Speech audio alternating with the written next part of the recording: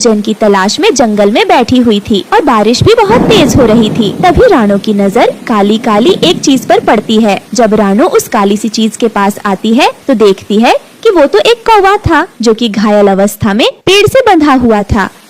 मुझे बचा लो चिड़िया, मुझे मरने से बचा लो। कौवे, आपको ऐसे किसने घायल अवस्था में इस पेड़ से बांध दिया है? वो उन लोगों ने मुझे बहुत मारा और मेरे सारे पैसे लेकर भाग गए और मुझे इस पेड़ से बांध गए। बहुत दुष्ट थे वो सब। तुम्हारे पैसे भी छीन कर ले गए, फिर तुम्हें उन्होंने इस पेड़ से क्यों बांध दिया? वो मुझे इसलिए यहाँ बांध गए ताकि मैं यहाँ तड़प तड़प कर मर जाऊं और किसी को कोई बात ना बता पाऊं। कौवे, मैं तुम्हें अपने घर ले जाती हूँ और जब तक तुम ठीक ना हो जाओ तुम मेरे घर रहना। फिर चिड़िया कालू कौवे को उठाकर उसे अपने घर ले आती है और उसकी मरहम पट्टी कर देती है। मुझे लगता है कि आपके पंख की हड्डी टूट गई है। मैं आपके लिए भोजन भी ले आती हूँ और डॉक्टर तोताराम को भी बुला लाती हूँ, वो आपकी हड्डी भी जोड़ देंगे। चिड़िया, आप कितनी अच्छी हो। अगर आप मुझे उस पेड़ से छुड़ा कर न लाती तो अब तक तो जालिम चीले मुझे खा गए होते।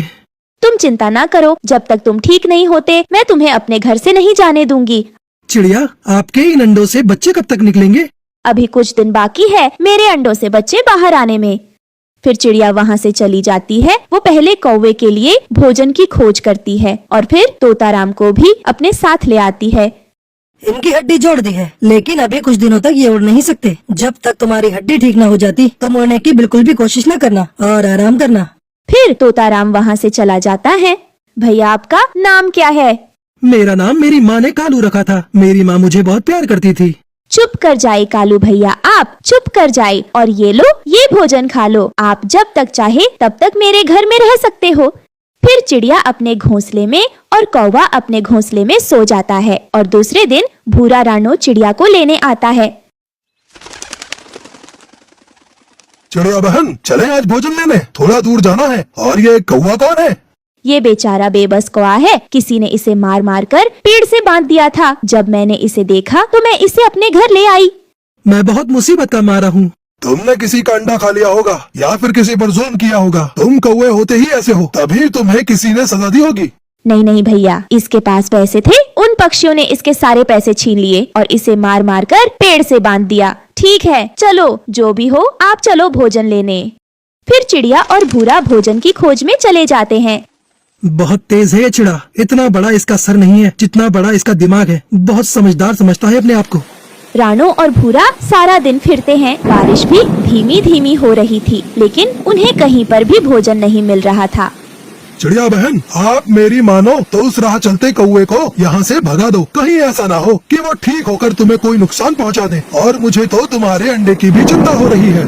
भैया, वो कौवा अपनी जगह से हिल भी नहीं सकता क्योंकि उसके पंख की हड्डी टूटी हुई है। तो वो मेरे अंडे को क्या खाएगा? इसलिए किसी दूसरे के बारे में ऐसे गलत शब्द सोचना अच्छी बात नहीं। हाँ, वो तो है। हो सकता है कि ये मेरा वहम हो और सच में ही वो कौवा मुसीबत का मारा हो।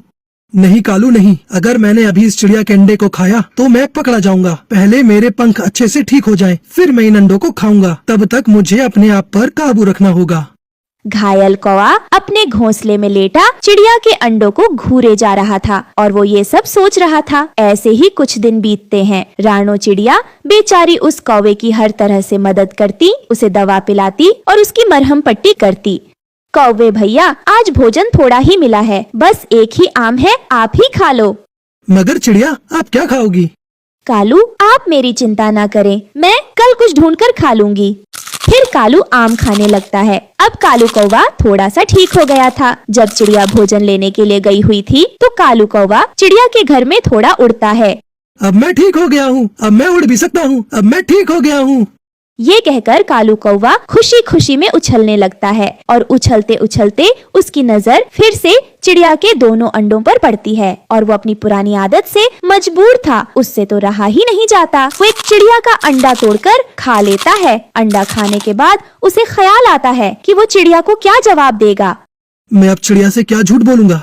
फिर उसी दिन भूरा और चिड़िया उड़ते उड़ते दूसरे जंगल में पहुंच जाते हैं, जहां उन्हें एक कौवी रोती हुई दिखाई देती है। तब रानो उसके पास आकर उससे पूछती है, क्या हुआ, आप ऐसे क्यों रो रही हो? चिड़िया मेरे 3 अंडे थे, लेकिन मेरे पति ने मेरे तीनों अंडे तोड़कर खा लिए। मैं अपने अंडों को याद करके रो रही हूँ। क्या भला कोई पक्षी अपने ही अंडों को तोड़कर कैसे खा सकता हो? कालू से मेरी दूसरी शादी हुई थी, लेकिन शादी के दूसरे ही दिन कालू ने मेरे तीनों अंडे खा लिए।